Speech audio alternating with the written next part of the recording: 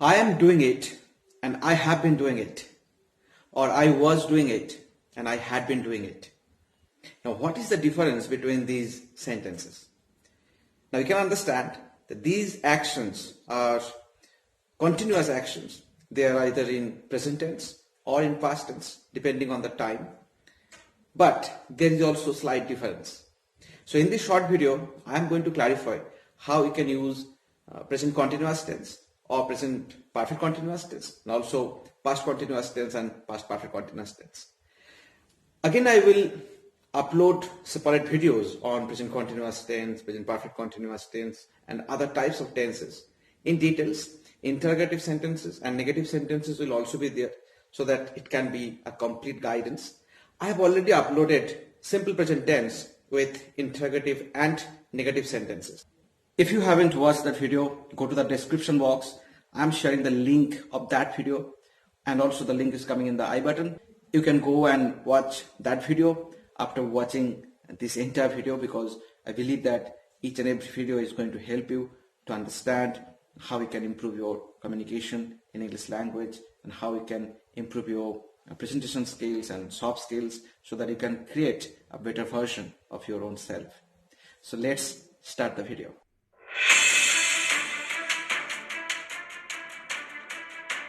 Hello everyone, this is Sovik and welcome back to our YouTube channel Speak and Flourish.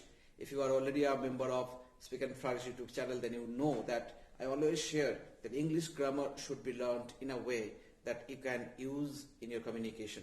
Without communication, there is no need to understand the English grammar in present time, because it's all about your communication.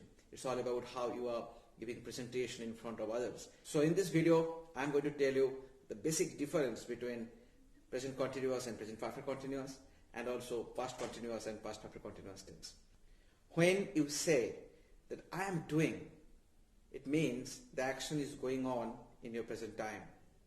But when you say that I have been doing it, now if you use time, or if the time is not there, there is a hidden meaning that you have already started the work and it has been going on for a particular time. Now if you add time to present continuous tense, it becomes present perfect continuous tense. Now it's very interesting that if you really understand this, then you can use in your communication, right? If you say that I am reading a book right now, it means you are just indicating that present action to others. If you say that I have been reading books for 3 hours, it means 3 hours back you started your action and that action has been going on.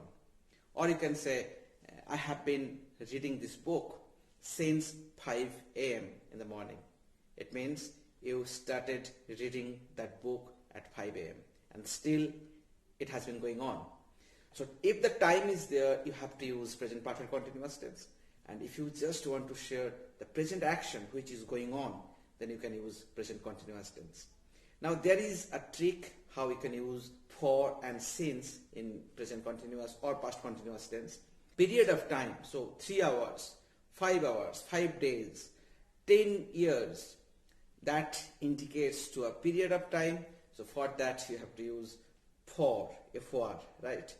And if you want to point the time when the action was started or has been started, then you can use since, S-I-N-C-E.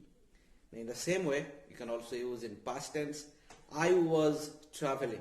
So you just want to share I was traveling and at that point something happened.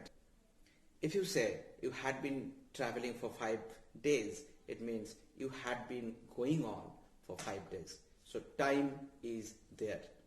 I hope in this quick video you have understood what is the difference between present continuous and present perfect continuous tense, and also past continuous and past perfect continuous tense.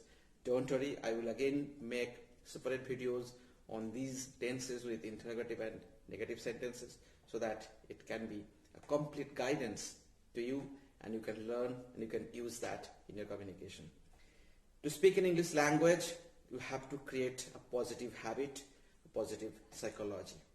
Don't block your brain, because if you block your brain, if you think that you cannot communicate in front of others because this is not your mother tongue, then you are wrong.